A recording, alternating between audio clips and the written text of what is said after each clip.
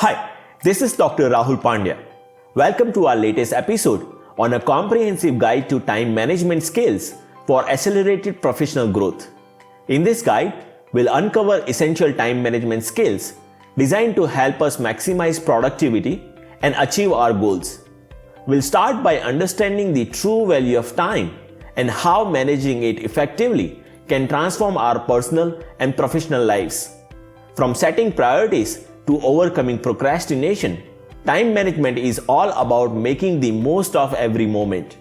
Planning and controlling how much time we spend on specific activities isn't just important, but it's crucial. It's the key to maximizing efficiency, boosting productivity, and enhancing our overall effectiveness. Effective time management also leads to better prioritization, reduced stress, and improved work-life balance. Imagine achieving our goals without feeling overwhelmed. That's the power of mastering our time. In this episode, we'll explore fundamental principles and techniques such as setting clear goals, managing tasks effectively, and optimizing our workflows. We'll also introduce strategies to help us manage our time efficiently in any situation. By mastering these skills, we will be able to achieve greater successes and fulfillment in each area of our lives. So stay tuned and let's dive into the art of mastering time management. In this section, we will explore the importance of time, understand the value of time, how to manage it effectively, and the profound impact it can have on our lives. Time is one of the most valuable resources we have. It's finite, irreplaceable, and how we choose to spend it can shape the course of our lives. Understanding the value of time is crucial in achieving our goals and aspirations. The way we use our time reflects our priorities, values, and overall life satisfaction. But many of us often feel time scarcity, which is the constant feeling of not having enough time to accomplish everything what we want to do. On the other hand, time abundance is about feeling satisfied with the time we have and use it wisely. By recognizing the true value of time, we can make better decisions and focus on what really matters. Effective time management helps us allocate time efficiently, balance competing priorities, and achieve our objectives. When we manage our time well, we can see significant positive impacts on our lives, such as increased productivity and reduced stress. By understanding the true value of time, we can become more intentional about how we use it. Let's consider a common scenario. Spending 2 hours daily on social media. How much does this time really cost us, especially if we could be working instead? First, we calculate hourly wage. Suppose an annual salary of $1,200,000 with 2080 work hours in a year. The hourly wage would be $576. Now let's calculate the value of time spent on social media. Spending 2 hours daily adds to 730 hours a year. At an hourly wage of $576, this amounts to a daily value of $1,153, an annual value of $421,151, which is huge. Reallocating just 2 hours from social media to productive work could significantly boost earnings. By understanding the value of time, we can make more intentional choices about how we use it and move closer to achieving our dreams. Time is precious. Use it wisely. Remember, every moment counts. In this section, we will explore the incredible benefits of effective time management and how it can transform our lives and professional growth. First is improved productivity. When we manage our time effectively, we can accomplish more in less time, leaving space for other important activities. Next is improved efficiency. Time management streamlines workflows, helping us save time and optimize our resources. Better time allocation. When we manage our time well, we can focus on activities that align with our personal and professional priorities. Increased focus and concentration. Time management techniques help us stay on track and maintain our attention on important tasks. Greater achievement of goals. With a clear plan and better time management, we can set and achieve our goals more effectively. Reduce stress. By organizing tasks and planning ahead, we can reduce stress and anxiety, making our days feel more manageable. Enhanced work-life balance. Effective time management ensures we can dedicate quality time to work, family, and our personal interests. Enhanced decision making. Prioritizing tasks enable us to make better decisions by focusing on what truly matters. Enhanced personal growth. Effective time management creates opportunities for the learning and development, fostering continuous self-improvement. Overall well-being. By managing time wisely, we can reduce stress, increase satisfaction, and enhance our overall life quality. Effective time management is a game changer. Let's start applying these principles today and experience the difference it can make in our lives and professional growth. Have we ever found ourselves wondering where the hours in our day went, or why we're always so busy but not productive? Well, we're not alone. The truth is, time-wasting habits can creep into our lives without even us realizing it. Therefore, in this section, we're breaking down the most common time wasters and exploring how we can overcome them together. Let's get started. Work and productivity drains. First up, let's talk about work-related time wasters. These are the things we often overlook but can drain hours of productivity. Constantly checking emails. If we're glued to our inbox, we not focus on really matters. Instead, let's set specific times during the day to check and respond the emails. Unnecessary meetings. Meetings can be productivity killers. Let's ask ourselves, does this meeting really need to happen? Or can it be an email or a quick chat? Having no time boundaries. Without clear start and end times of our works, tasks can bleed into our personal lives. We should create a schedule and stick to it. Multitasking. It might feel productive, but research shows it actually reduces efficiency. Let's focus on one task at a time and watch our output improved. Personal blocks. Next, let's move to the personal habits that waste time. Fear of failure or making mistakes can paralyze us. Let's take small steps to push through and build confidence. Indecisiveness. Spending too much time on our minor decisions can add up. Let's learn to trust our instincts and move forward. Deciding on trivial tasks. We need to stop sweating the smaller stuff. Automating or delegating can possibly help us to save the time. Distractions, whether it's social media or interruptions, let's identify our distractions and minimize them. Using tools like focus apps or noise-canceling headphones can help us stay on track. There are many ineffective habits. Now let's talk about habits that might seem harmless but actually waste a ton of time, such as inability to say no. Saying yes to everything spreads us too thin. Let's learn to prioritize what aligns with our goals. Having no system or no action plan. Without a clear roadmap, it's easy to get lost. Let's use a planner, calendar, or task management app to stay organized. Disorganization. A cluttered workplace equals a cluttered mind. Let's spend a few minutes each day to tidy up.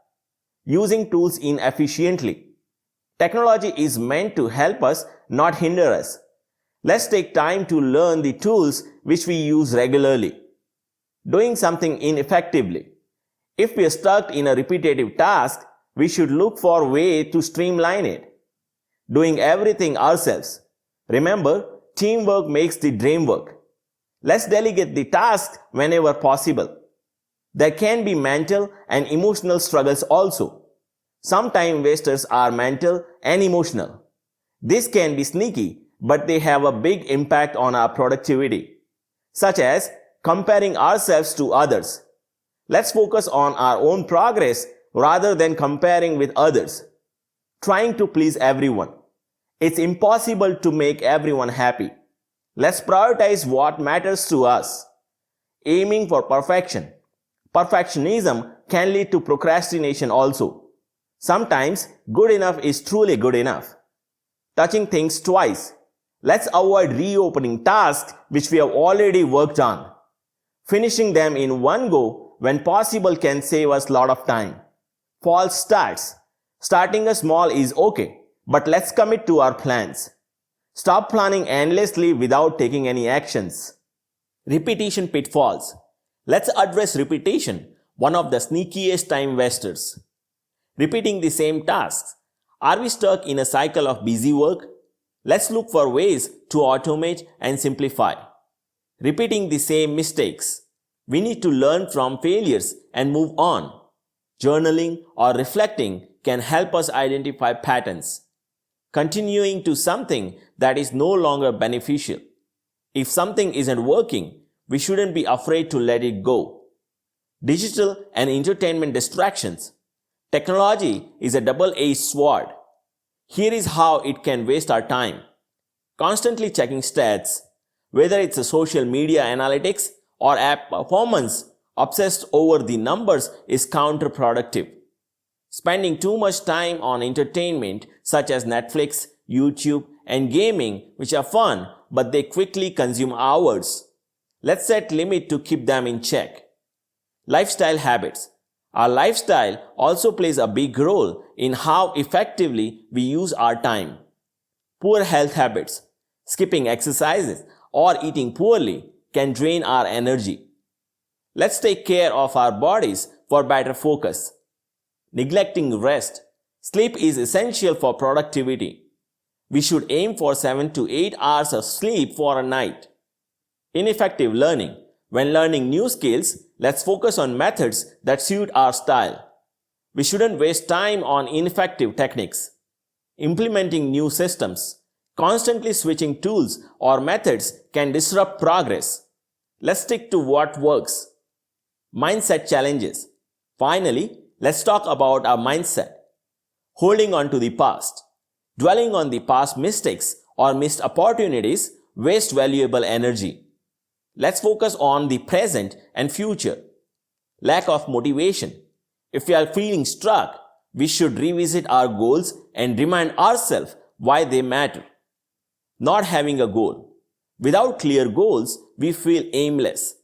Let's take time to set SMART goals which are specific, measurable, achievable, relevant, and time-bound.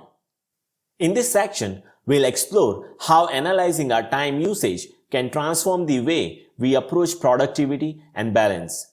By breaking this process into actionable steps, we can uncover where our time goes, make smarter decisions, and continuously improve. Let's dive right in. First, let's talk about time logging. By keeping track of how we spend our time, we can start to see the patterns in our daily routines. Are we spending too much time on the distractions? Or are we understanding how long certain tasks take? Time logging gives us the raw data to understand how we spend our time. Next, we can use time tracking apps to make this process even easier. Tools like this automate the tracking process and provide insights into how we're spending our hours. Whether it's a simple app or more advanced software, these tools can help us uncover hidden inefficiency. Once we have collected the data, it's the time for data analysis. This step is where the magic happens. By reviewing how we spend our time, we can identify time-sinking activities that consume a lot of time but offer little value. This insight is critical for making meaningful changes to our routines. Now, let's move on to the categorization. By organizing our activities into the categories such as work, family, health, or entertainment, we can get a clearer picture of how we allocate our time. This also helps us to spot imbalances and figure out where the adjustments are needed. Time audits are another powerful tool. Conducting regular time audits on our time usage activities help us make informed decisions about to prioritize the task. It's like giving our schedule a health check to ensure it aligns with our goal. Reflection is an essential part of the process. By reflecting on our time usage, we can identify which habits, behaviors, or activities are helping or hindering our productivity. This self-awareness is key to make long-term improvements. Based on what we learn, we can move on to adjustments. Making small thoughtful changes based on our analysis can help us optimize our routines and boost our overall effectiveness. Whether it's reallocating time, cutting out inefficiencies, or prioritizing better, these adjustments make a huge difference. Another important step is experimentation. Trying out new approaches, techniques, or time management strategies helps us discover what works best for us. It's a process of trial and error, but it's worth to refine our practices over time. Finally, remember that time management is a journey of continuous improvement. It's not something we master overnight. By consistently reflecting, experimenting, and adapting, we can overlap a time management system that evolves with us and supports our goals. In this section, we will explore how to set clear goals and objectives using the SMART framework to turn our aspirations into actionable steps. SMART stands for specific, measurable, achievable, relevant, and time-bound. Let's break down each component in more detail. Specific goals should be clear, well-defined, and focused. They help us know exactly what we want to achieve and provide a strong sense of direction. Measurable goals should be quantifiable and include concrete criteria to track success and monitor progress along the way. Achievable goals should be realistic and attainable, taking into account of our resources, capabilities, and any constraints that we may face. Relevant goals should be aligned with our values, priorities, interests, and long-term objectives, ensuring they connect with our overall vision and purpose. Time-bound goals should have a specific deadline or time frame for completion, which creates a sense of urgency and accountability to keep us on the track. Personalization is key. Goals should be tailored to our individual needs, aspirations, and circumstances, reflecting our unique strengths and preferences. Finally, breaking down goals into smaller and manageable tasks makes them less overwhelming and more achievable, helping us make steady progress towards the success. SMART is an acronym that stands for specific, measurable, achievable, relevant, and time-bound. Let's begin with specific. Our goals should be clear and specific so we know exactly what we're working towards. A specific goal answers key questions such as what do we want to accomplish? Why is the goal important? Who is involved? Where is it located? Which resources or limits are involved? For example, a specific goal might be we want to complete our research paper in 3 months. Measurable goals are essential because they allow us to track our progress and stay motivated along the way. A measurable goal should answer questions like how much, how many, how will we know when it's completed. For example, a measurable goal could be we will write 2,000 words of our research paper each week. Achievable goals should be realistic and attainable to set us up for success. While these goals should challenge us and strengthen our abilities, they must also be within our reach. For example, an achievable goal might be we will spend 2 hours every day on research and writing to meet our weekly writing target. Relevant goals should matter to us and align with our broader objectives. A relevant goal should answer yes to the questions such as, does this seem worthwhile? Is this the right time? Does this match with our efforts or needs? Are we the right people to achieve this goal? For example, completing a research paper is a relevant goal because it constitutes to our degree, supports our professional growth, and enhances our knowledge.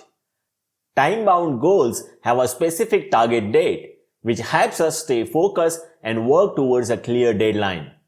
A time-bound goal answers the questions such as, when we will complete this? What can we do in 6 months from now? What can we do in 6 weeks from now? What can we do today? For example, a time-bound goal might be we will complete our research paper by a particular date. Setting up SMART goals enhances our clarity, motivation, and focus. Clarity comes from specific goals as they provide clear direction and a roadmap for what we want to achieve.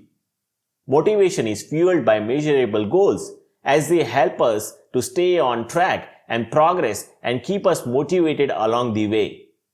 Focus is maintained through achievable goals, which ensures we set realistic and attainable targets that are within our reach. Relevance is key as relevant goals align with our broader objectives and priorities, making sure our efforts matter in the long run. Deadlines are crucial because time-bound goals create a sense of urgency and help us to prioritize tasks effectively. Breaking goals into actionable steps is a vital strategy for ensuring that our goals are achievable and manageable. The first step is to identify our goal clearly. We need to start by understanding exactly what we want to achieve and outlining it in precise terms.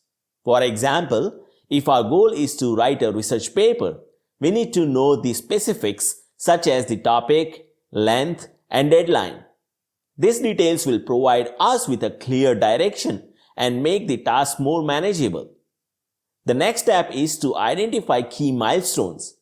These are the major progress points or phases that represent significant stages towards achieving our goal. For example, the milestone for writing a research paper may include the following, such as select a topic, conduct a literature review, develop a problem statement, create an outline, write the first draft, revise and edit the draft, format and finalize the paper. These milestones break the larger task into manageable chunks, helping us progress and stay focused. Next, break down each milestone into specific tasks. The more detailed and specific the tasks, the easier it will be to stay on track and complete them effectively. For example, tasks for milestone selected topic might include brainstorm potential topics, discuss the topics with your advisor, conduct preliminary research on the top 3 topics, finalize the topic based on research and advisor's feedback. By breaking down milestones into manageable tasks, we can tackle each step systematically, making the overall goal more achievable. Now, we need to sequence the tasks. Organize them in a logical order, determining which tasks need to be completed first and which can be done simultaneously or later. Next, assign the deadlines to each task to ensure timely progress. It's important that these deadlines are realistic and take into account any external constraints or dependencies. For example, here is a possible timeline for the selected topic milestone. Brainstorm the topic for 1 day. Discuss the topics with your advisor for 2 days. Conduct preliminary research on the topics for 3 days. Finalize the topic based on the feedback in 1 day. This structured approach helps us to stay on track and ensure we make steady progress towards completing the goal. Now, it's time to create a detailed action plan.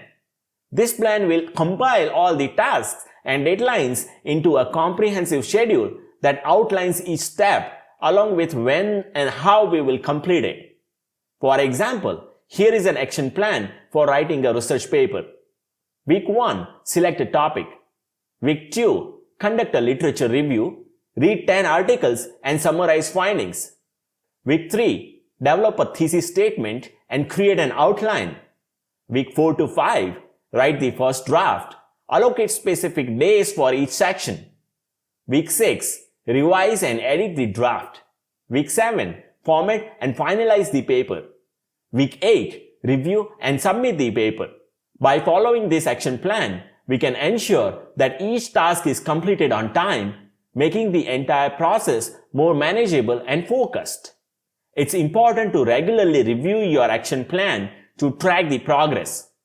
This allows us to make adjustments as needed, staying on track or accommodating any changes in the circumstances. Staying flexible and adaptable is also key. While having a detailed action plan is essential, it's crucial to be prepared to adapt if necessary. Life can be unpredictable, and being flexible helps us manage unforeseen challenges. Lastly, don't forget to celebrate achievements. Recognize and celebrate when we complete a task or reach a milestone.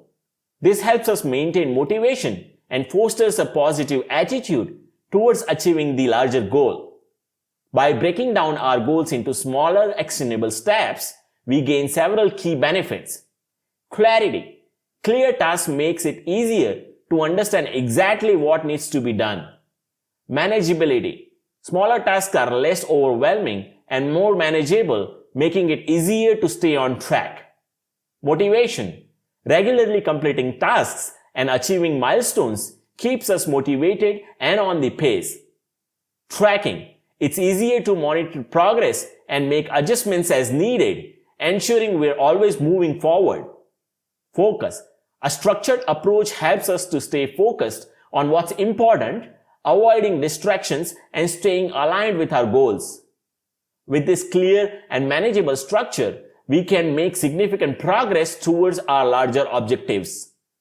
In this section, we will understand what procrastination is, why it happens, how it affects us, and what are the effective ways to overcome it. Procrastination is the habitual or intentional delay of starting or finishing tasks, even when we know it might lead to negative consequences. Let's look at some common reasons why we procrastinate. First is perfectionism. Striving for perfection can be paralyzing, making it difficult for us to start or complete tasks. Next is lack of motivation. When tasks feel uninteresting or irrelevant, it's hard to find drive to work on them. And finally, poor time management.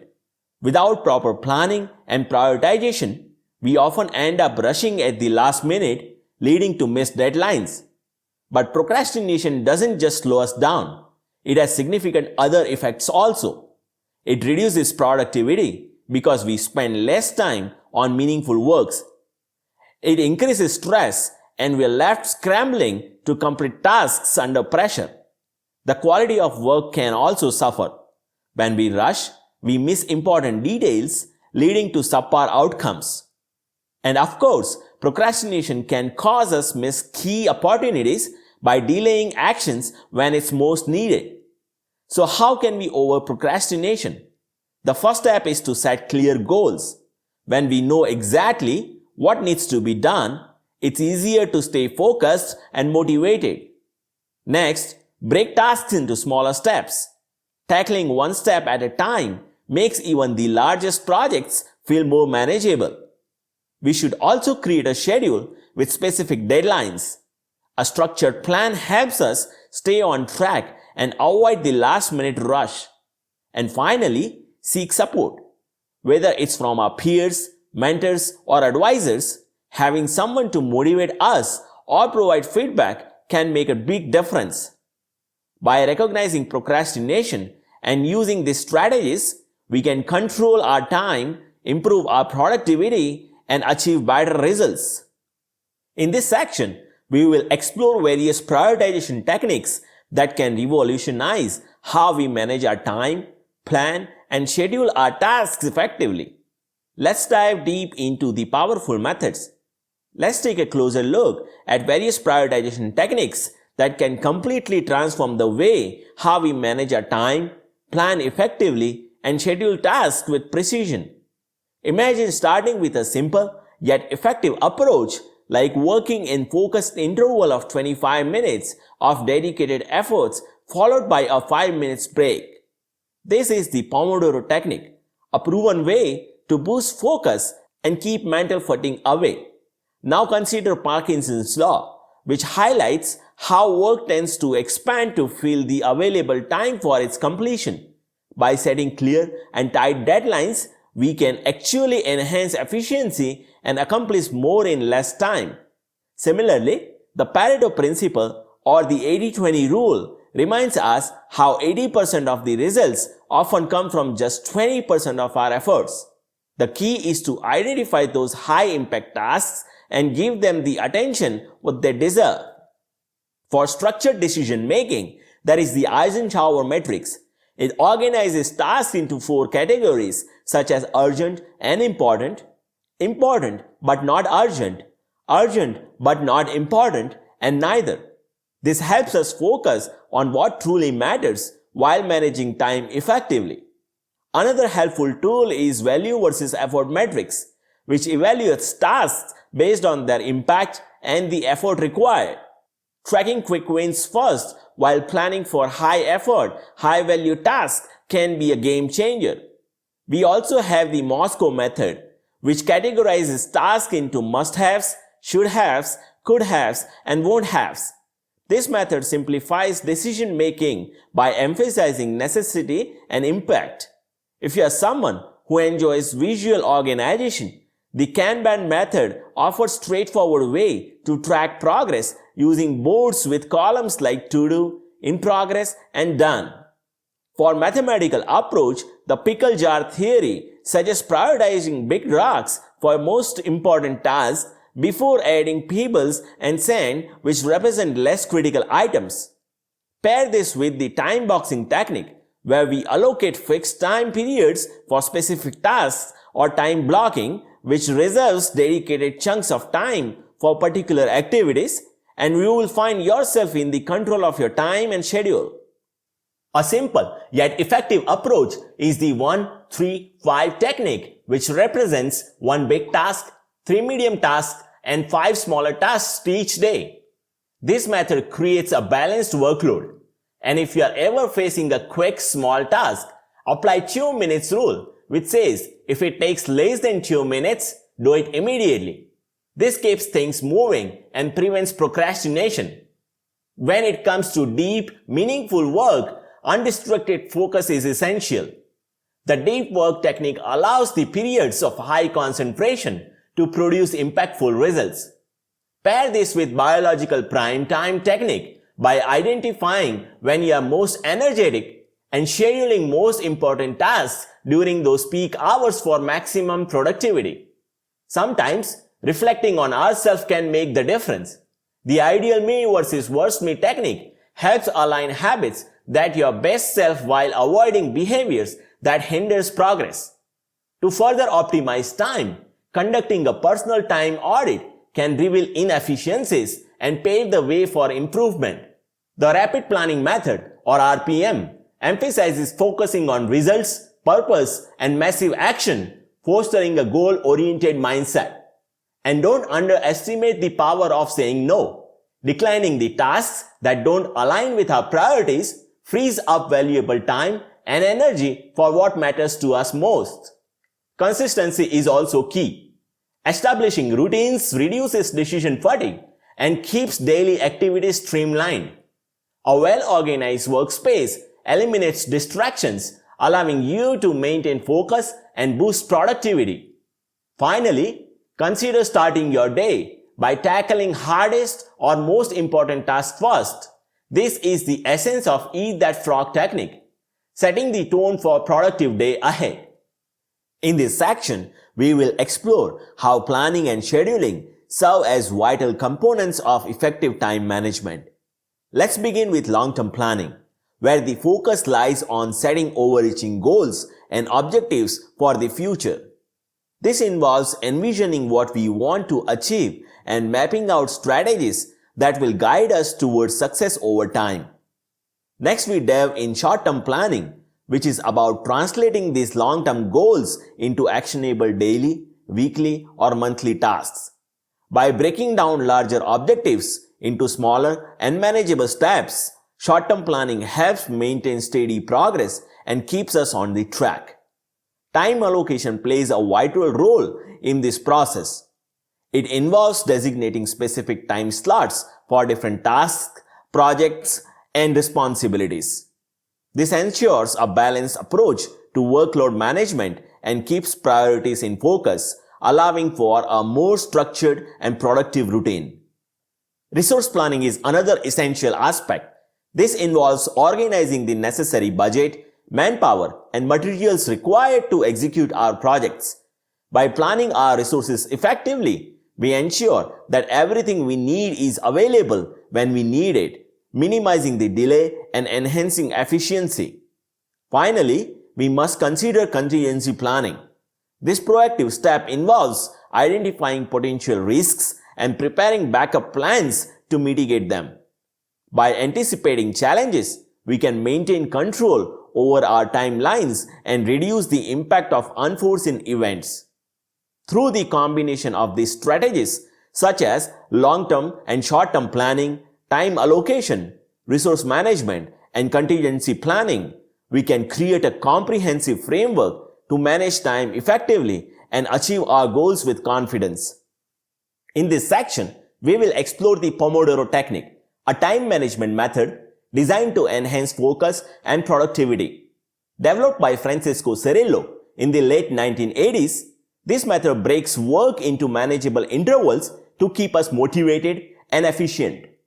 The technique works by dividing work into intervals called Pomodoros, each lasting for 25 minutes, followed by a short break of 5 minutes. After completing 4 Pomodoros, we take a longer break of 15 to 30 minutes. This structure helps maintain focus while preventing burnout. To start, we choose a task. It could be anything such as studying, writing a research paper, coding, or even household chores. Next, we set a timer for 25 minutes, marking the start of one Pomodoro. During this time, we focus solely on the chosen task, avoiding all interruptions and distractions. When the timer goes off, we take a 5 minutes break to relax, stretch, or grab a snack. We then repeat the cycle. After completing 4 Pomodoros, we enjoy a longer break to recharge fully. The benefits of this method are numerous. By concentrating on a single task for a set period, we minimize distractions and enhance focus. The structured intervals prevent mental fatigue, making it easier to stay productive throughout the day. Over the time, tracking the number of Pomodoros required for tasks help us estimate time requirements more accurately. We can customize the intervals to suit our working style. While 25 minutes is the standard, adjusting the length of Pomodoros and breaks can better match our personal preferences. Keeping a record of completed Pomodoros allow us to track progress and identify patterns in our workflow. For interruptions, jotting them down and addressing them together during the breaks ensure we stay on track. Grouping smaller tasks together into one Pomodoro maintains a steady workflow, and tools like timers or Pomodoro apps make process even more seamless. By using Pomodoro Technique, we can improve focus, boost productivity, and manage our work efficiently, making it easier to tackle tasks with confidence and efficiency. In this section, we will explore Parkinson's law, a principle that can transform how we manage our tasks and time. It states work expands so as to fill the time available for its completion.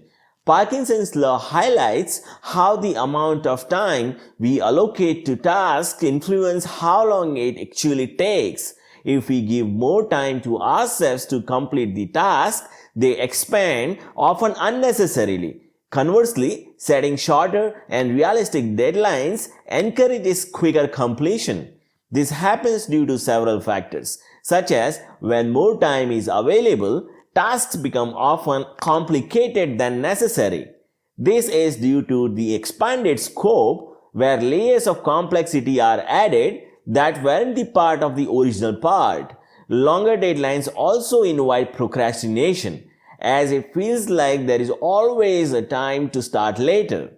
Perfectionism can also creep in too, as we might spend excessive time to refine the details that don't significantly impact the outcome. To encounter these tendencies, we can set shorter and realistic deadlines to maintain the focus and efficiency. Time blocking is another effective strategy, where the specific periods are allocated for the tasks, creating a sense of urgency that prevents unnecessary expansion. Prioritization is the key. focusing on the high priority tasks and allocating just enough time to ensure efficient completion. Breaking tasks into smaller steps, their own deadlines help maintain momentum and prevents the overall task from becoming overwhelming. Limiting available resources such as time or budget can also drive creativity and efficiency by focusing on the most important essential items. Let's look at some examples. Writing a research project report is a common task for research scholars. Given a month, we might spend several days researching, outlining, writing, revising, and perfectioning it. However, given just a week, we would just focus on the critical information, avoiding unnecessary details, and complete the report efficiently.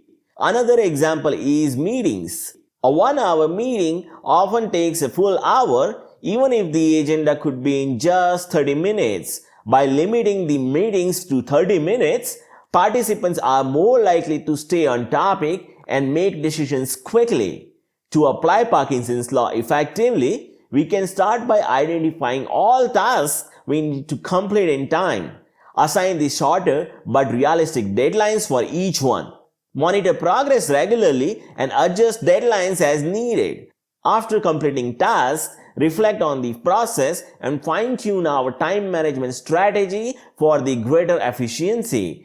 The benefits of applying Parkinson's law are significant.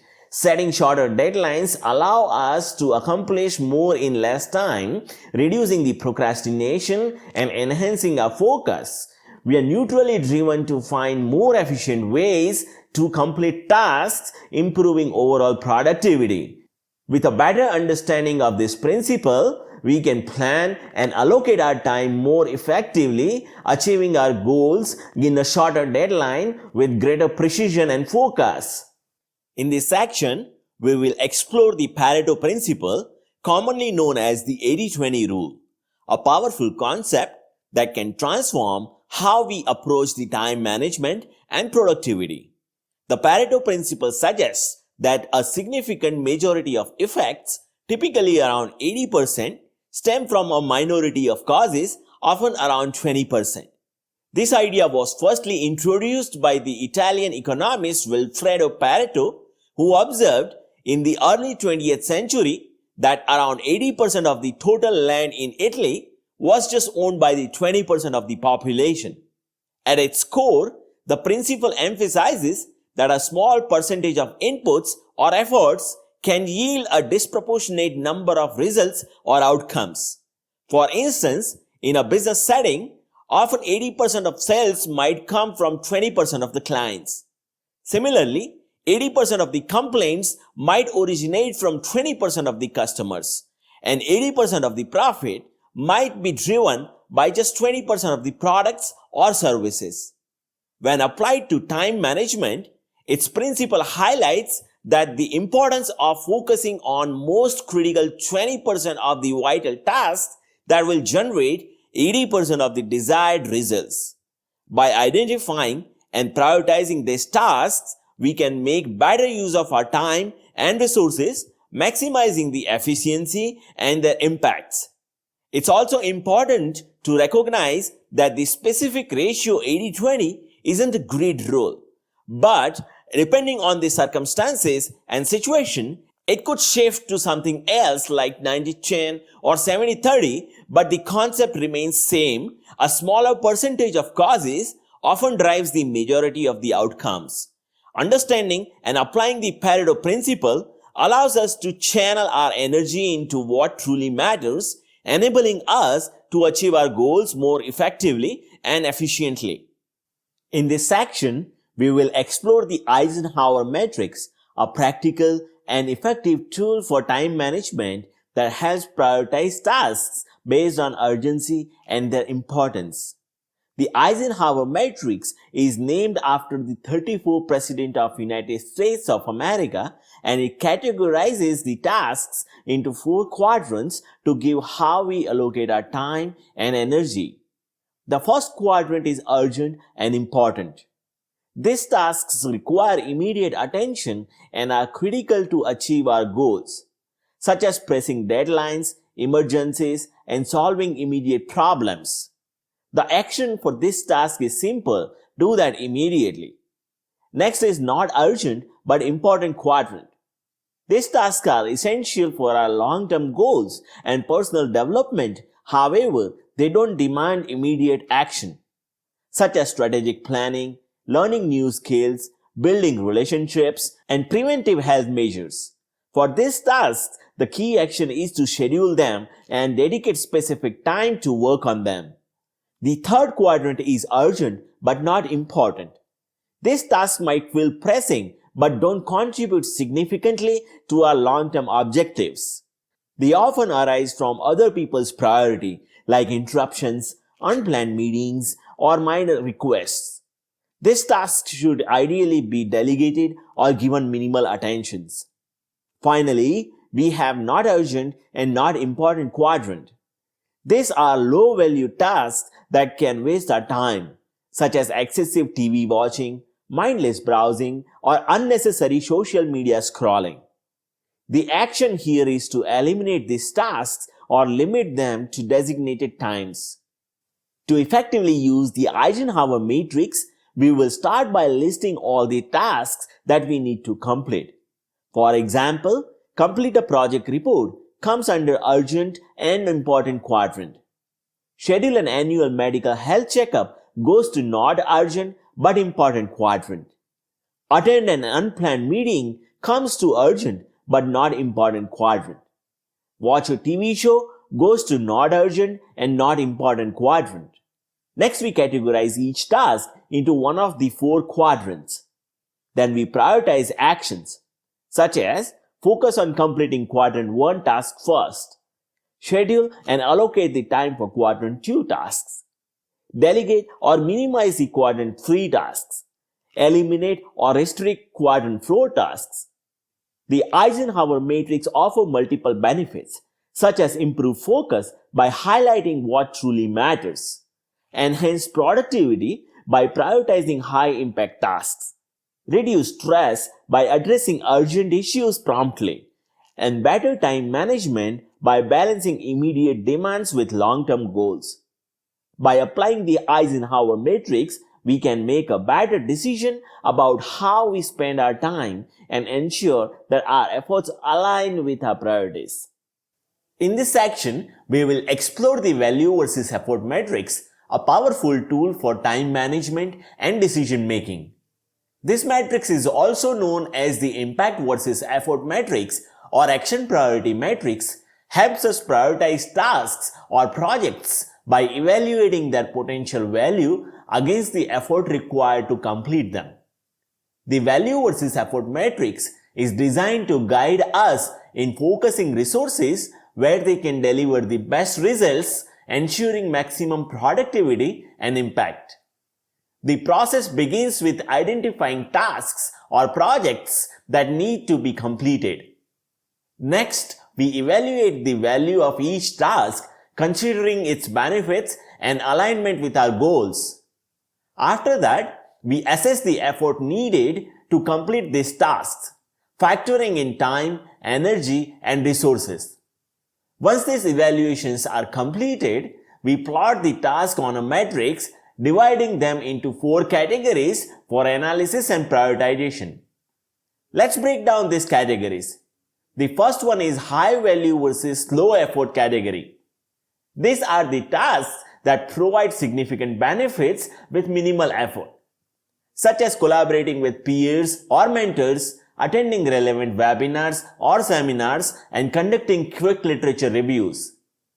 These tasks should be prioritized as they offer the best return on the investment. The second one is the high value versus low effort category. These tasks are critical but require considerable effort, such as conducting experimental work or field work, writing research papers, and performing detailed data analysis.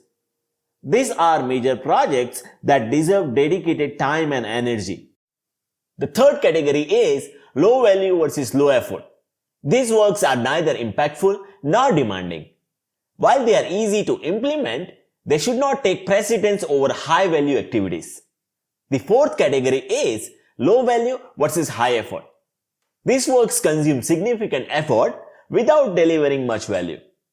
This should either be minimized or re-evaluated for their necessity. The value versus effort matrix provides several key benefits, such as focus on high impact activities.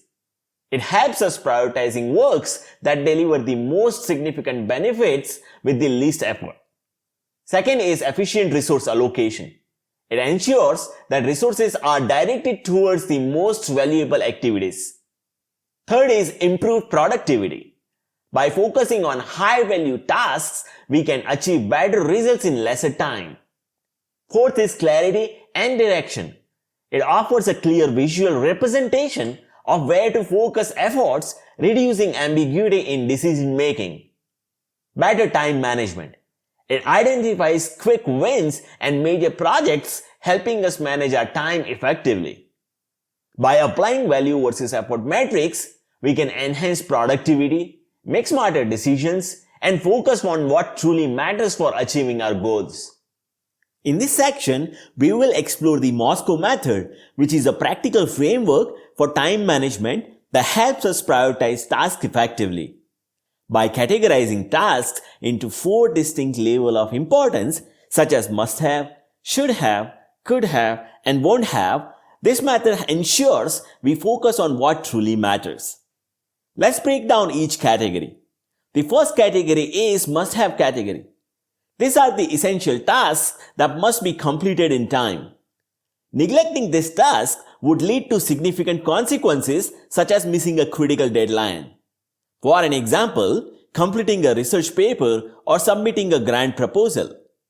The next category is should have category. These works are important but not immediately critical for success. They add significant value though and should be completed after addressing all the must-have tasks. For an example, reviewing weekly lecture notes or attending a group meeting. The next category is could have category. These works are desirable but not essential. While they enhance academic or personal development, they can be deferred if time is limited. For an example, reading additional reference material or participating in extracurricular activities. The next category is won't have or would have. These are the works which we agree to exclude from our current focus. They might be considered in future, but they are unessential to prioritize for now. For an example, starting a new hobby or planning a vacation during the exam period is absolutely unessential. The following are the steps to apply the Moscow method. Step 1 is to list all the works or requirements. Start by listing all the tasks or requirements for both academic and personal activities. Include such as assignments, exams, study sessions, and other commitments. Step 2 is to categorize the works. Assign each task to a particular quadrant of Moscow categories. Ensure a clear understanding of why that task fits in that particular category. Step 3 is to prioritize and plan. Develop a daily or weekly schedule based on this prioritization. Must-have work should come first, followed by should have, and so on. Step 4 is to review and adjust. Regularly review and adjust your priorities to accommodate changes in deadline, workload, or personal commitment. Let's take a few examples of Moscow method in action, such as let's say managing research activities. Under the must-have category, we can put executing research experiments to conduct the research and writing the research paper. Under the should-have category, we can include such as exercising or practicing self-care related activities. Under the could-have category, we can include socializing with the friends and pursuing hobbies. Under the won't-have category, these are the tasks which we can completely eliminate for a while, such as let's say watching TV shows or playing the video games. Let's take one more case of exam preparation. Under the must-have category, we can include studying for the exam, completing the essential assignments, and other exam-related activities. Under the should-have category, we can include reviewing the class notes or attending review sessions. Under the could-have category, we can include reading supplementary materials and watching related documentaries. Under the won't have category, such as let's say starting a new book or planning for a trip during the exams. Let's take another example such as project management. Under the must have category, we can include completing the project and report and submit them by the deadline. Under the should have category, we can say preparing for the presentation or rehearsing them for the team members. Under the could have category, we can include adding extra visuals or conducting additional research. Under the won't have category, we can include taking on a new project or volunteering for extracurricular activities before finishing even the first one. We can eliminate these tasks before completing this. There are certain benefits of Moscow method, such as clear prioritization. It helps us in distinguishing between essential, important, and optional tasks, ensuring the critical ones are addressed first. Focused effort. It enhances the productivity by helping us concentrate on what truly matters. Efficient resource allocation. It helps us allocate the time, energy, and other resources effectively to prioritize must-have and should-have tasks first. Improved planning and scheduling. It helps us simplify scheduling and clarify immediate needs versus deferred or excluded tasks. By applying the Moscow method, we can enhance the time management, reduce stress, and achieve our academic, professional, and personal goals more effectively. In this section, we will explore the Kanban method, a visual workflow management approach designed to enhance the efficiency and productivity. This method allows us to visualize tasks, track progress, and optimize our workflow effectively. The Kanban board is at the core of the Kanban method, which visually represents the workflow. It typically consists of three primary columns such as to-do column, which lists all the tasks waiting to be started. In progress column tracks works that are currently in progress. The done column lists all the tasks that have been completed. Task cards represent each task on the board. These cards include key details like task discrepancies, deadlines, and assignments. Limit work in progress. Setting limits on the number of tasks in each stage prevents overloading and ensures work flows smoothly. This reduces multitasking and encourages focus on completing the task before starting the new one. Optimizing the flow. The main goal is to ensure tasks move seamlessly from start to finish. This involves identifying and resolving bottlenecks or delays in the workflow. Clear guidelines. Establishing clear rules for task prioritization and movement ensures consistency. For instance, define a criteria for when a task is considered done and ready to move to the next stage. Setting up a Kanban board can be done using the physical or digital board.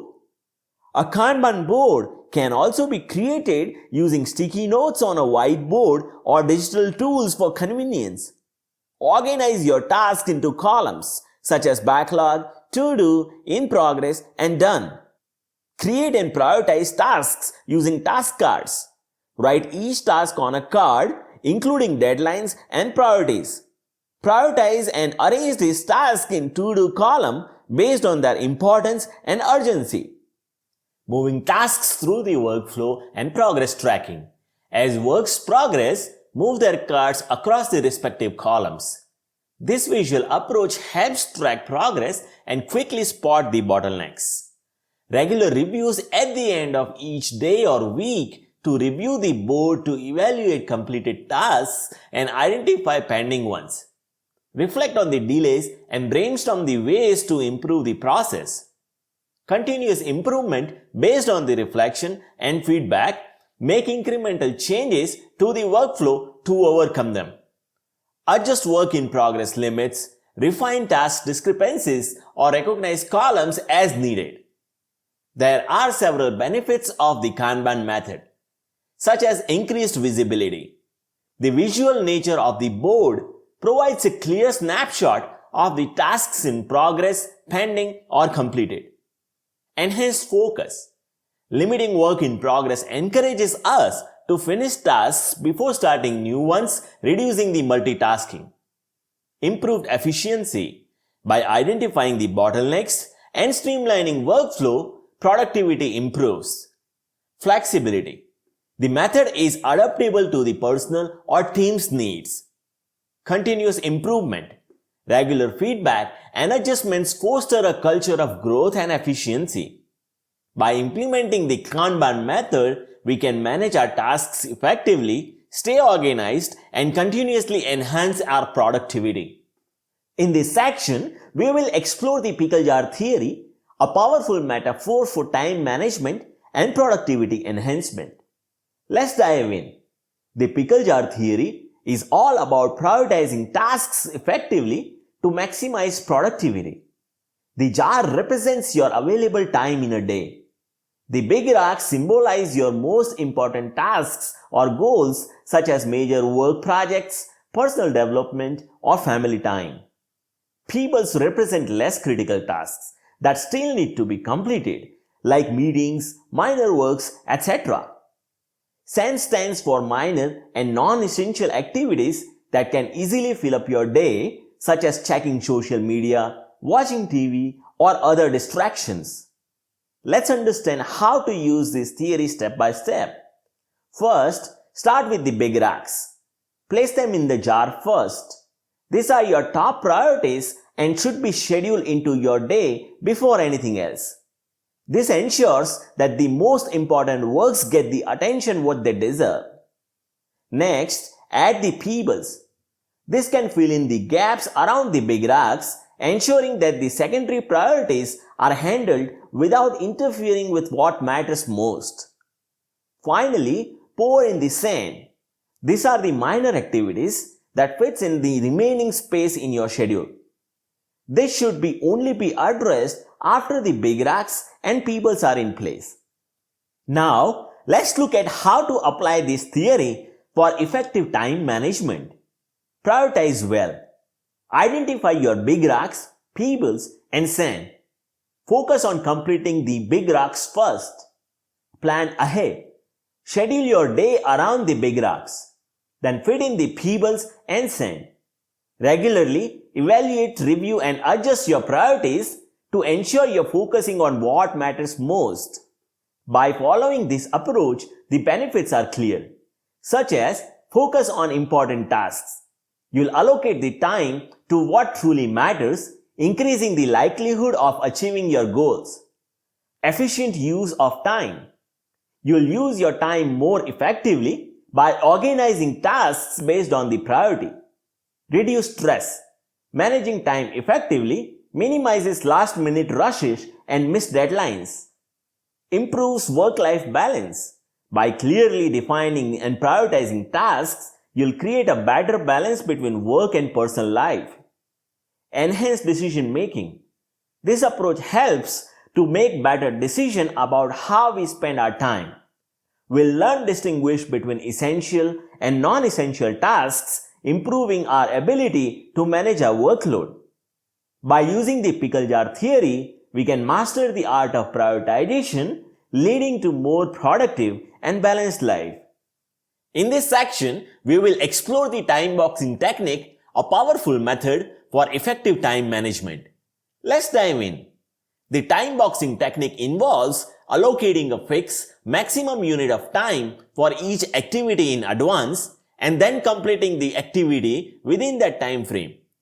This method is highly effective for enhancing productivity, maintaining focus, and ensuring works do not expand indefinitely. The key components of Timeboxing method are as follows. Firstly, define the works with clarity. Clearly define the tasks or activities that we need to accomplish. This ensures we know exactly what we are committing our time to. The question comes, how to define the tasks? Write down all the works that we need to complete. Divide complex works into smaller, more manageable subtasks. Set time boxing by allocating a specific limited amount of time for each work. This helps us prevent tasks from taking longer than the necessary. How to set time boxes? Estimate duration. Based on our understanding of each task, estimate how much time it should reasonably take. Be realistic. Set a time limit that is challenging yet achievable. Avoid overly generous or overly tight time constraints. Use a calendar or timer. Schedule our time boxes in a calendar or use a timer to keep track of the allotted time. Work within the time box. Focus on completing the tasks within the designated time frame without distractions or interruptions. How to work within the time box? Start the timer and begin working on the task when specific time box starts. Stay focused. Avoid multitasking and minimize distractions. Concentrate solely on the task at hand. Maintain the pace. Work steadily and efficiently to complete the task within the time box. There are several benefits of the time boxing method, such as enhanced focus. By dedicating a specific time period to a task, we can concentrate more on that task without getting distracted. Improve productivity.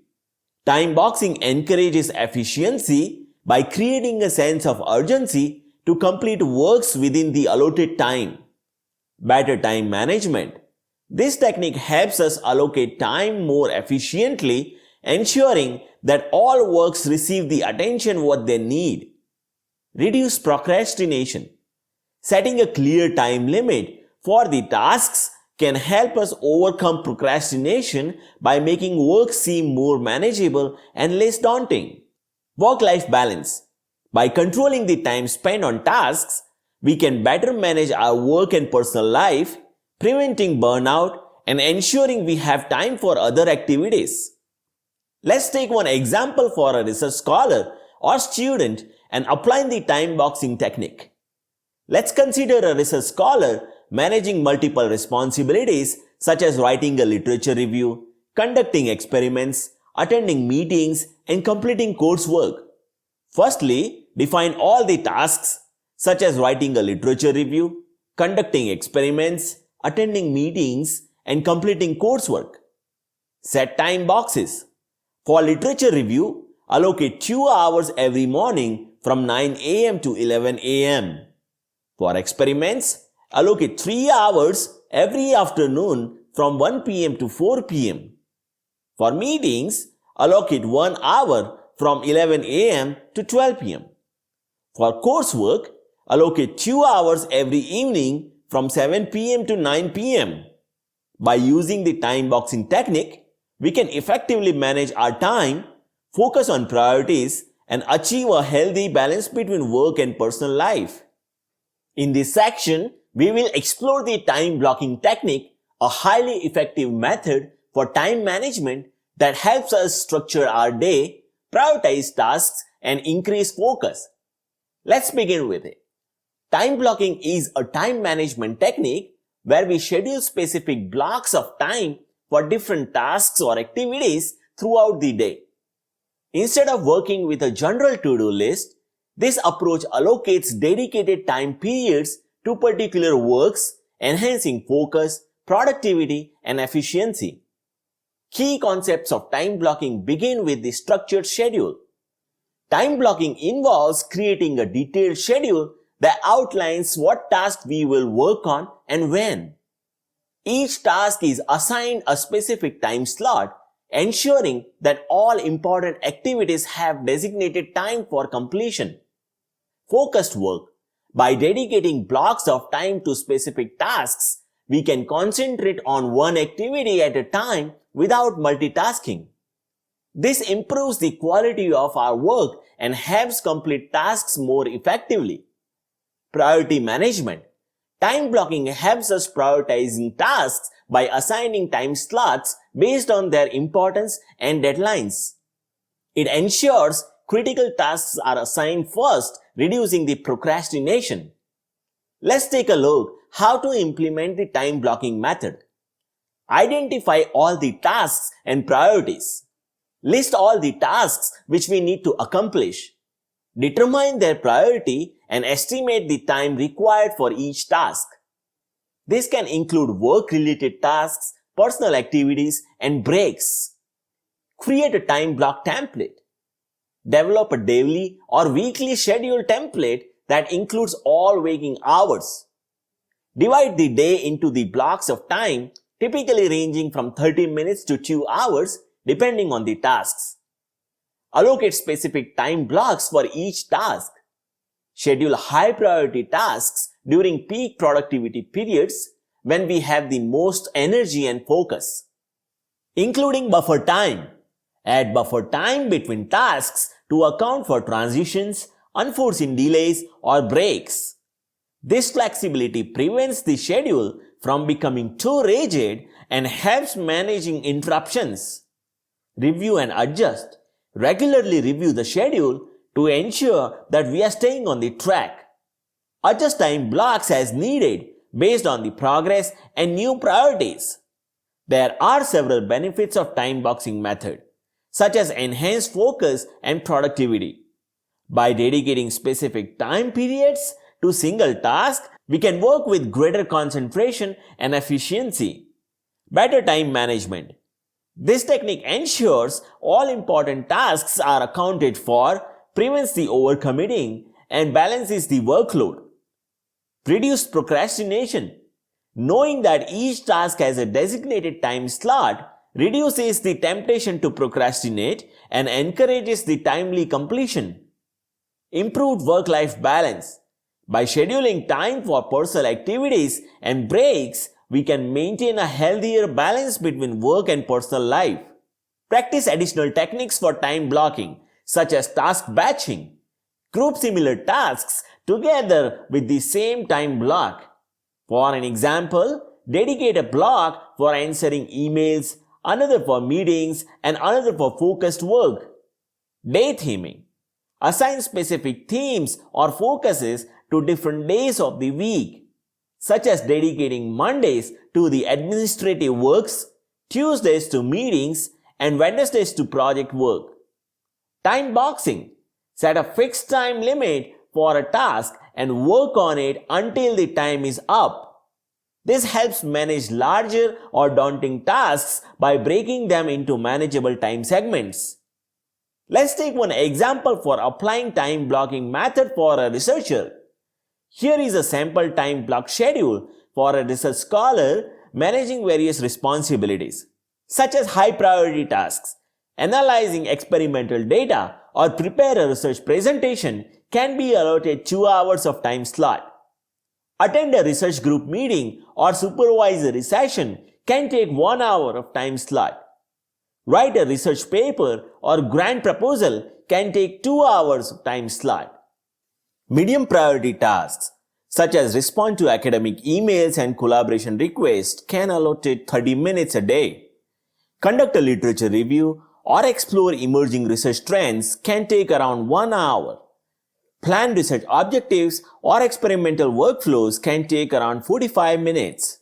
Low priority tasks, such as review the latest research publication, can take around 30 minutes to 1 hour. Organize research notes and workspace can be done in 30 minutes. Personal tasks, such as exercising, lunch and dinner breaks, reading academic books or journals, can take around 3 hours a day. Here is a sample day schedule. We can start our day at 6:30 a.m. till 7:30 a.m. we can do the exercise and other natural things. 7:30 a.m. to 8:30 a.m. we can do the breakfast and read the research news. 8:30 a.m. to 9:30 a.m. we can respond to emails and plan the day. 9:30 a.m. to 10:30 a.m. we can conduct research group meetings. 10:30 a.m. to 11:30 a.m. we can spend on analyzing the research data. 11:30 a.m. to 12:30 p.m. we can spend on writing a research proposal. 12:30 p.m. to 1:30 p.m. we can do the lunch break. 1:30 p.m. to 2:30 p.m. we can have a literature review session. 2:30 p.m. to 3:30 p.m. we can conduct experiments. 3:30 p.m. to 4:30 p.m. we can organize notes and workspace. 4:30 p.m. to 5:30 p.m. we can spend on reading and exploration. 5:30 p.m. to 6:30 p.m. we can have our evening routine. By following the time blocking technique, we can optimize our time, reduce stress, and maintain the balance between both work and personal life. In this section, we will explore the 1-3-5 technique, a simple yet effective method for managing time and prioritizing tasks to enhance productivity and reduce overwhelm. 1-3-5 technique is designed to help us organize our daily to-do list by focusing on completing one big task, 3 medium tasks, and 5 smaller tasks each day. By limiting the number of tasks we tackle each day, this technique ensures that we focus on the most important tasks without feeling overloaded. Let's see how to apply 1-3-5 technique. Firstly, identify tasks. Begin by listing all tasks which we need to accomplish. Categorize them in big, medium, and small tasks based on their complexity, time requirement, and importance. Big tasks are high priority tasks that significantly impact our goals and usually require more time and effort to complete. Medium tasks are important but less critical than big tasks, requiring a moderate amount of time. Small tasks are minor works that can be quickly completed, often in a few minutes. Prioritize your tasks. Once the tasks are categorized, prioritize them based on their deadlines, importance, and how they align with our overall goals. Create your daily plan. Each day, select one big task from the list of high priority tasks, 3 medium tasks from the list of important but less critical tasks, and 5 small tasks from the list of minor tasks. Write these tasks down in a planner, to-do list, or time management app. Focus on the completion. The key is to work through these tasks systematically, focusing on completing what's most important first and ensuring steady progress throughout the day. Let's take example for a research scholar and apply 1-3-5 time management method. The goal for the day is to make significant progress on research and related tasks. For an example, the one big task is to complete the methodology section of the research paper. 3 medium tasks could be draft an abstract for the upcoming conference, analyze data collected from the latest experiments, meet with the advisor to discuss the research progress. There could be 5 smaller tasks, such as respond to emails from the collaborators, update the research log with recent findings, schedule lab equipment for the next week, organize the workspace for more efficient work. There are several benefits of 1-3-5 time management method, such as improved focus. By limiting the number of tasks which we focus on each day, this technique helps us to concentrate on what's most important, reducing distractions from lesser critical tasks. Enhanced productivity. Completing tasks from each category ensures a balanced workload and steady progress on both major and minor goals. Reduced overwhelm. Breaking down a long to-do list into manageable chunks prevents the feeling of being overwhelmed by too many tasks. Better time management. Prioritizing tasks based on their importance and complexity allows us to allocate time effectively, ensuring that high priority tasks are accomplished first.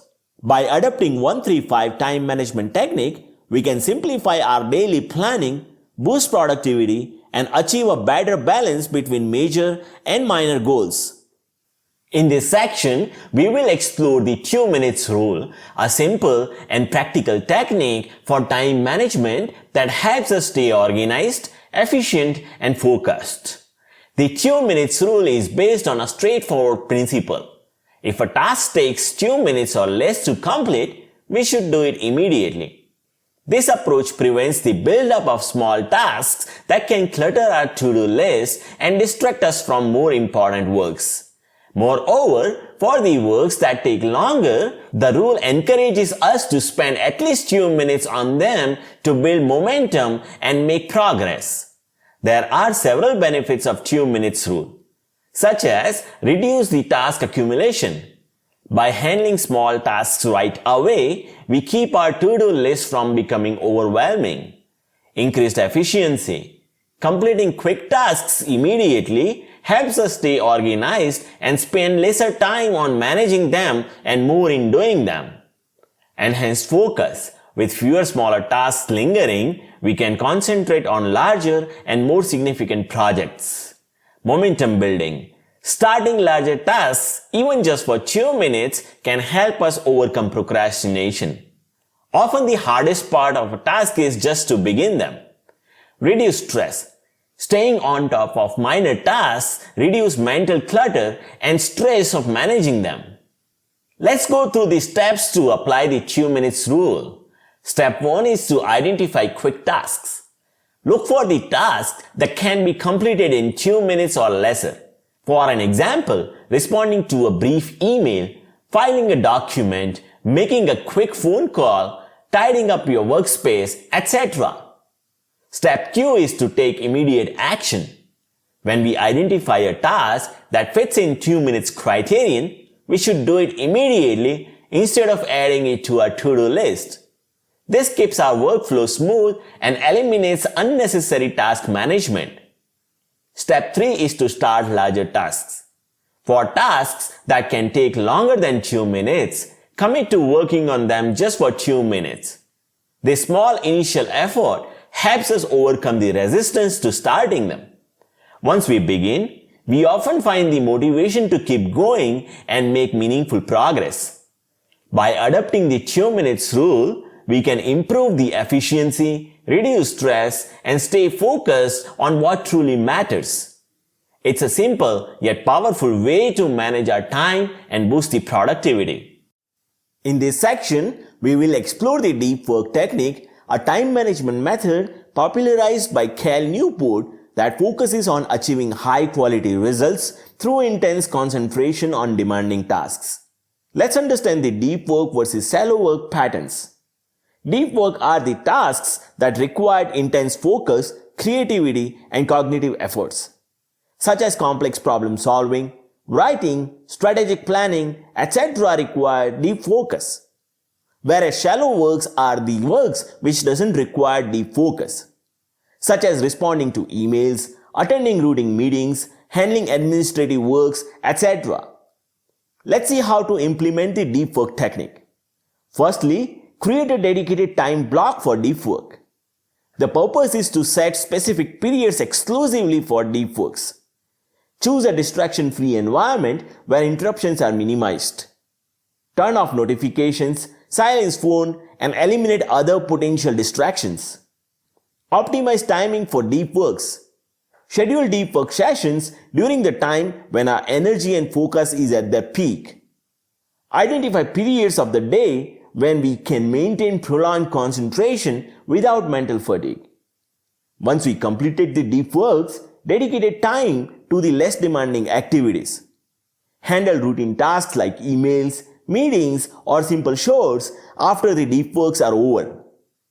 By incorporating deep work technique into our daily schedule, we can enhance the productivity, improve focus, and achieve more meaningful outcomes in our professional as well as personal lives.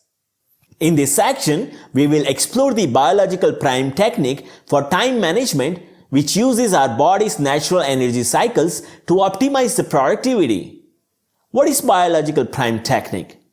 This method focuses on identifying the times when we are the most alert and scheduling the most demanding tasks during these peak energy periods. Less demanding tasks are reserved for the times of low energy. There is a science behind it. Our body operates on 24 hours of cycle that influences our sleep-wake patterns and energy levels. Within the circadian rhythm, there are shorter 90 to 120 minutes of cycles where alertness and cognitive function fluctuate. Let's see the steps to implement this technique. Monitor our energy levels throughout the day for 1 or 2 weeks. Note when we feel most alert and when we feel sluggish or less productive. Identify the patterns and peaks. Look for the consistent high energy periods in our day, that is our biological prime time. Schedule the most important tasks in the peak energy period.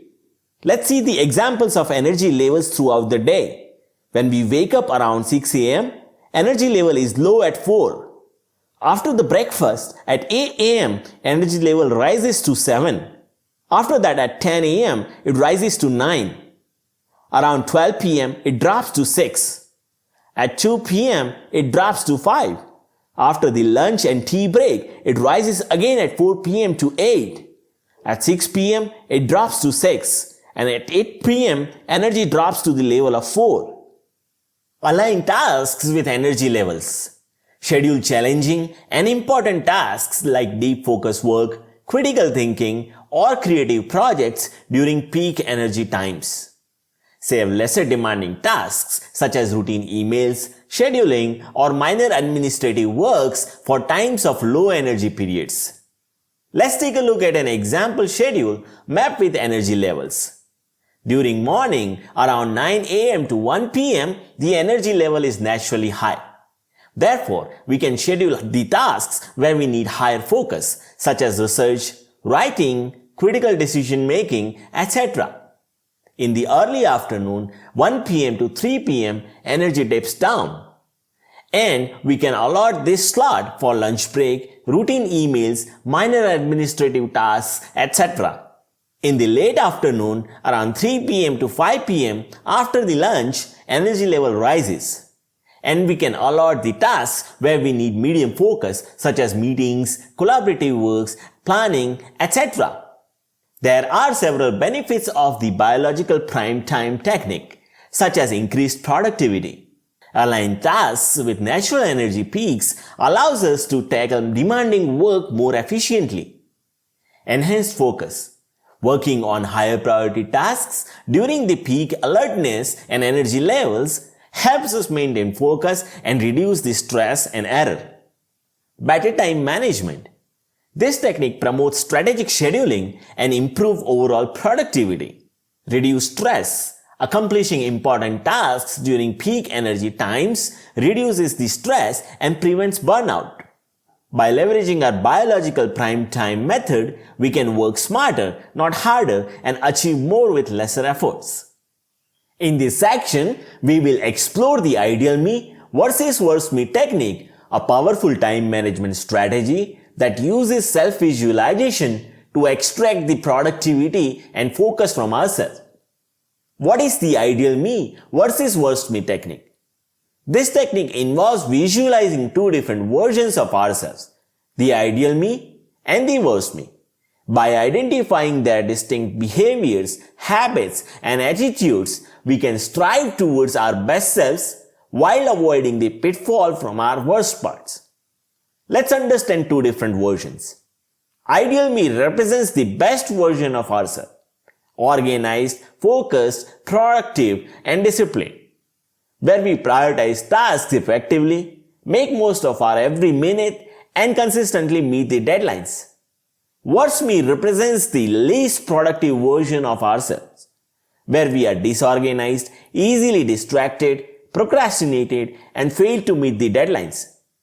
Often we waste time on unimportant tasks and get bogged down by the distractions. Let's go through the steps to implement this technique. Let's identify the characteristics for ideal me first. List behaviors like starting a day with clear plan, using task management systems, taking regular breaks to maintain the energy, and focusing on high priority tasks. For worst me, identify behaviors such as checking social media frequently, lacking a clear daily plan, feeling overwhelmed by minor tasks, or multitasking ineffectively. Then analyze and reflect on the current habit and determine which aligns with the ideal me and which aligns with the worst me. This self-awareness helps us to pinpoint the area for improvement. Develop an action plan. Set specific and achievable goals to transition from worst me to ideal me. For example, if ideal me exercises regularly, set a goal to incorporate daily exercise into our routine. Start small by focusing on few key changes rather than overhauling our entire routine at once. Build accountability and momentum. Share our ideal me goals with a trusted friend, mentor, or coach to hold us accountable. Schedule regular check-ins to assess the program and make adjustable changes as needed. Reward the progress. reward ourselves for adopting to ideal me behaviors. Positive reinforcement helps solidify new habits. There are several benefits of this technique, such as clarity. Clarity distinguishes productive from unproductive behaviors. Motivation. Visualizing our ideal me inspires us to strive for improvement. Self-awareness. It helps us to identify habits that hinder or enhance the productivity. Improved time management. Focusing on ideal me actions allows us to prioritize tasks and manage time more effectively. By consistently reflecting our ideal me versus worst me, we can align our actions with our best intentions and achieve a higher level of productivity and focus. In this section, we will discuss the personal time audit method, a powerful method for evaluating how we spend our time to boost the productivity and efficiency. Let's understand what is a personal time audit method. A personal time audit helps us track our daily activities over a set period and analyze how we spend our time and identify the opportunities to improve the time management. Let's see the steps to conduct the personal time audit method. Firstly, set your objectives. Define the purpose of the time audit. Are we aiming to find more time for a project, minimize the wastage of time, or better work-life balance? Next is to choose the tracking period. Select the time frame for the audit. A week is often ideal to gain a comprehensive understanding of our routines. Next, select a tracking method. Decide how we will record our activities, whether through a notebook, a spreadsheet, or a time tracking app. Later, record the activities. Track everything down whatever we do throughout the day, including work-related tasks, breakfasts, meals, commuting, leisure activities, sleep, etc. Categorize the activities into the smaller similar groups, such as the work-related activities, for an example, meetings, emails, project works, etc. Study can include research, group studies, etc. Personal care activities such as exercises, meals, sleep, etc. Leisure can take over the watching TVs, social media, etc. We can include the commuting time also. Subcategories can provide more details and insights into the specific time usage. Analyze the data. At the end of the tracking period, review how much time we spend on each category. Identify patterns such as peak productivity times. Spot activities that consume significant time without adding any value. Let's take one example routine analysis to understand this method. We can observe from the routine that daily around 5 to 6 hours we spend on work-related activities, 3 to 4 hours on study-related activities, 4 to 5 hours on leisure activities, 8 to 9 hours on personal care activities, up to 1 hour on commuting. Let's identify inefficiencies. Instead of spending 1 full hour on emails, we can reduce it by checking them twice daily for 15 minutes. Instead of spending 1 or 2 hours daily on social media, we can restrict that to 30 minutes. Instead of watching TV for 2 hours daily, we can reduce it to 1 hour. Let's design an action plan. For email management, we can check emails at 9 a.m. and 4 p.m. for 15 minutes each. Limit the social media time by using the app blockers to restrict social media usage to 30 minutes daily.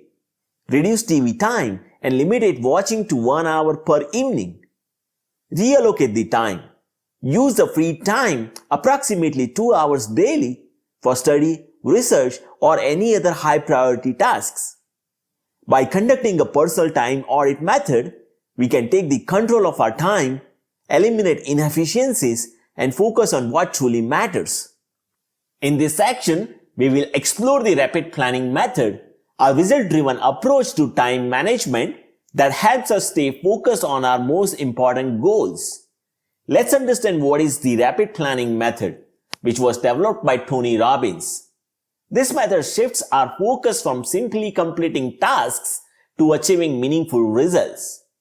Instead of a basic to-do list, we can create a structured plan based on three major components. The first major component is the result, indicating what do we want to achieve. The second component is the purpose. Why is it important?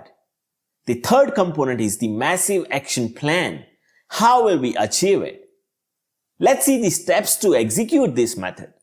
Step 1 is to define the result. Before we start working, we must clearly define our goal. Instead of writing vague tasks, we should specify the described outcome. For an example, instead of saying work on the research paper, we define the result, such as complete the introduction and literature review sections of the research paper. Visualization. Picture the successful completion of the task to create a strong mental image and motivation. Specificity. Make the goal measurable to track the progress effectively. Step 2 is to capture all tasks and goals. Write down everything that needs to be done. This brain dump clears our mind and allows us to organize thoughts more effectively. Step 3 is to chunk similar activities into a same category. Group related tasks into meaningful categories. This reduces overwhelm and helps us see the bigger picture.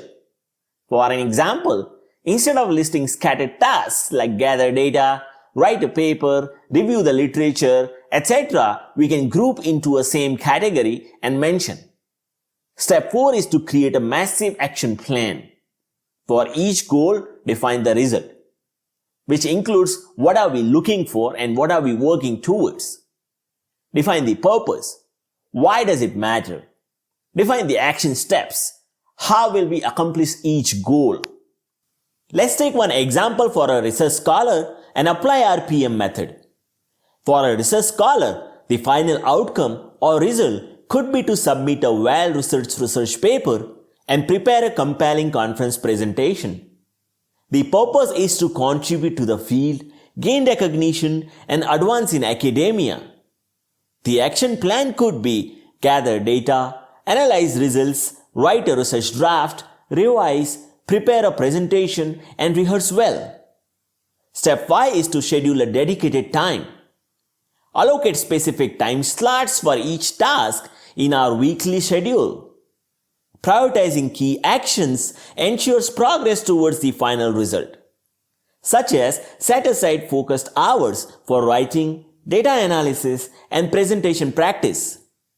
Step 6 is to regular review and adjustments. Each week, review the progress, adjust the plans as needed, and ensure the alignment with our primary goal. Staying flexible allows us to improve our approach while maintaining the focus on the result. There are several benefits of our PM method, such as focusing on results keeps us goal-oriented rather than just checking off the tasks. Increased motivation, clarifying the purpose behind our work enhances our commitment. Efficient planning, prioritizing actions ensure meaningful progress. Enhance productivity. It directs time and energy towards what truly matters. By implementing RPM method, we can transform how we approach tasks, ensuring that every action moves us closer to meaningful success.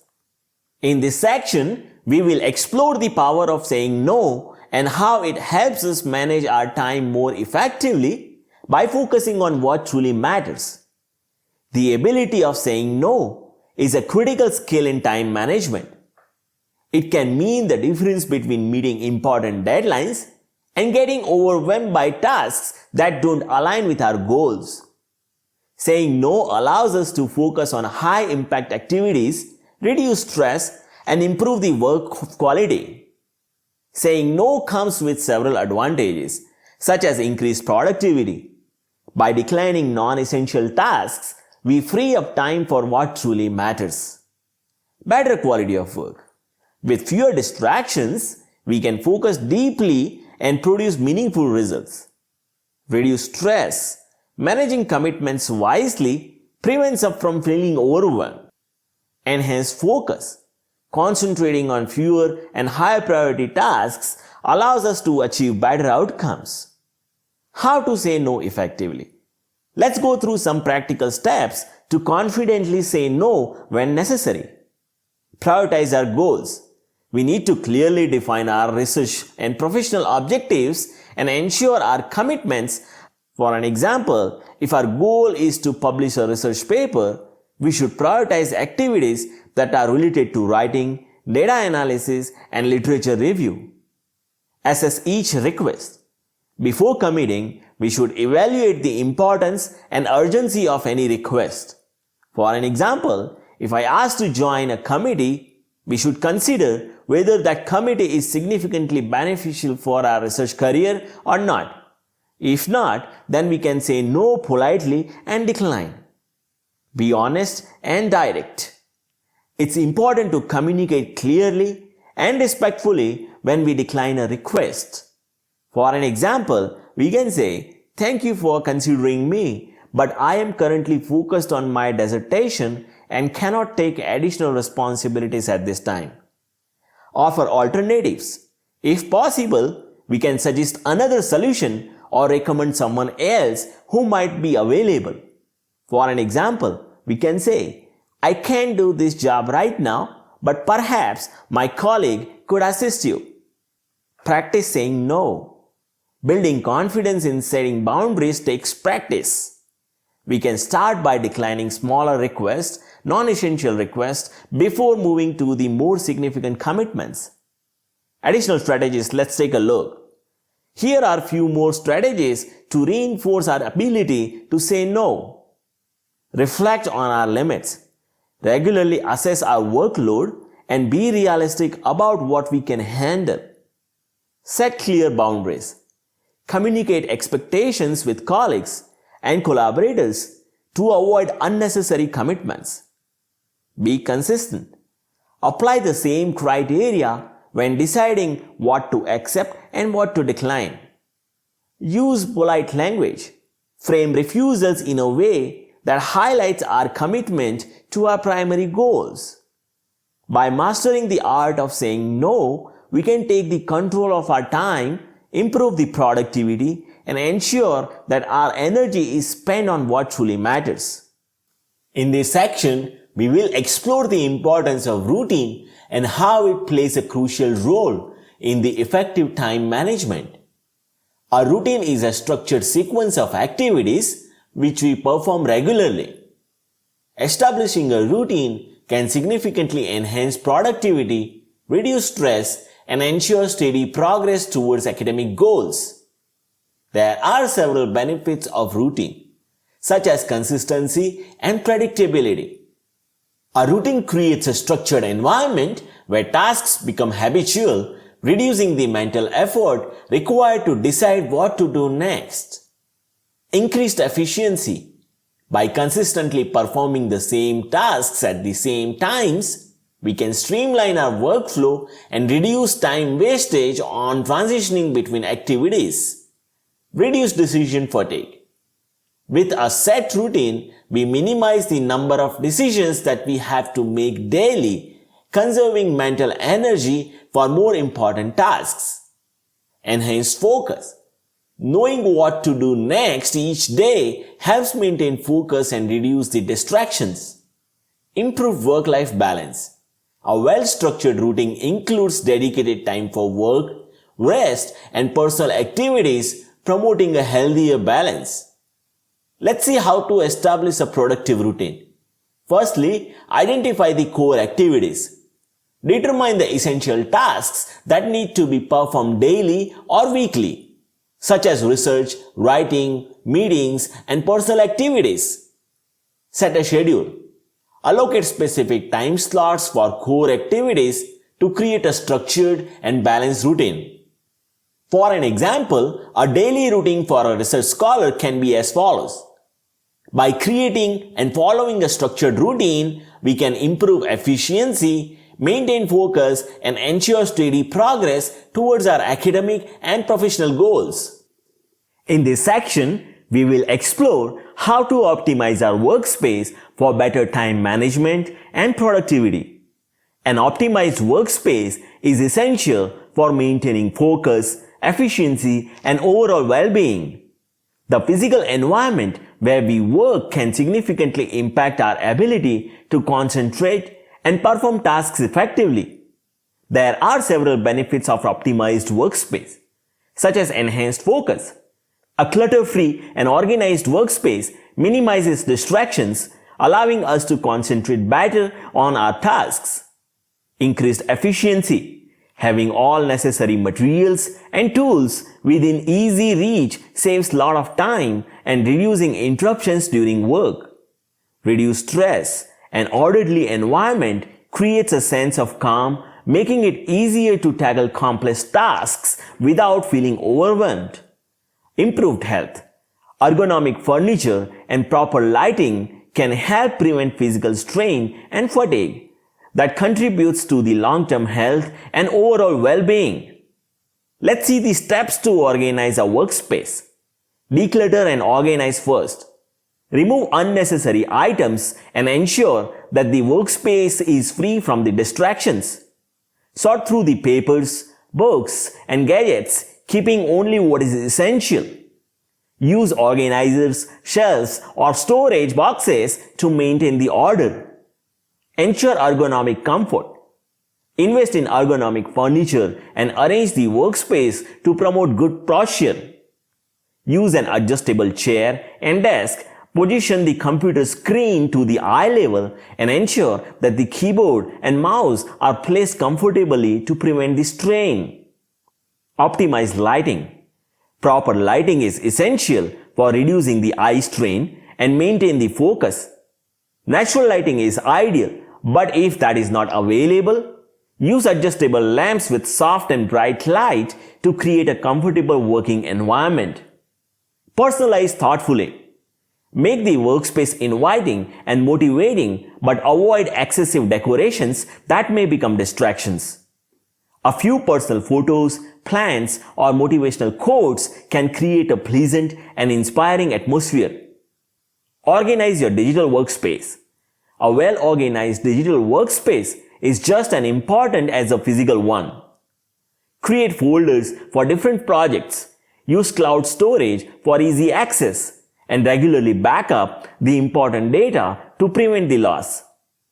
By optimizing workspace, we can create an environment that enhances focus, reduce stress, and improve overall efficiency.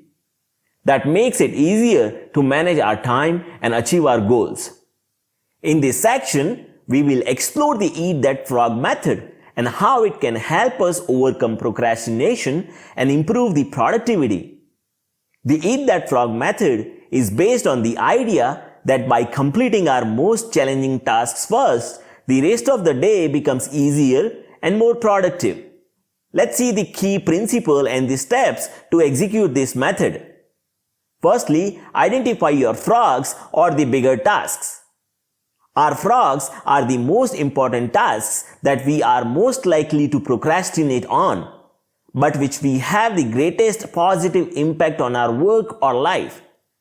Start by making the list of all the tasks and identifying the ones that have the most significant impact on our goals. These are called frogs. Eat your frogs first. Begin the day by tackling our most important and challenging task first. Dedicating the first part of the day to these tasks ensure that we address them when our energy and focus are at their peak. Break the tasks into the smaller steps. Large tasks can feel overwhelming and lead to procrastination. Breaking them down into the smaller and more manageable steps makes them easier to start and complete. Divide each major task into the subtasks and focus on completing them on the step at a time. Develop a sense of urgency. Starting and finishing tasks promptly reduces procrastination. Set deadlines for each task and commit to them. Using a timer can create a sense of urgency and keep us on the track. Focus on the key results. Prioritizing tasks that yield to the most significant results ensure that our efforts align with our goals. Regularly review our tasks to ensure that we are focusing on the activities that contribute to the most of our success. There are several benefits of the Eat That Frog method. First is increased productivity. Focusing on high priority tasks allows us to make the most effective use of our time and resources. Completing the most critical tasks first boosts the productivity for the rest of the day. Reduce procrastination. By tackling the most difficult tasks first, we eliminate the temptation to delay them. This proactive approach builds momentum and minimizes the procrastination. Enhance focus. Prioritizing essential tasks helps us maintain concentration and avoid distractions, ensuring that we stay on the track and achieve our goals.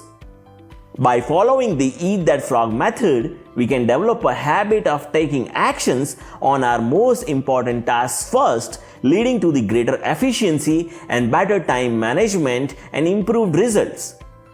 Thank you for joining this session. Let's take the control of our time and make every moment count.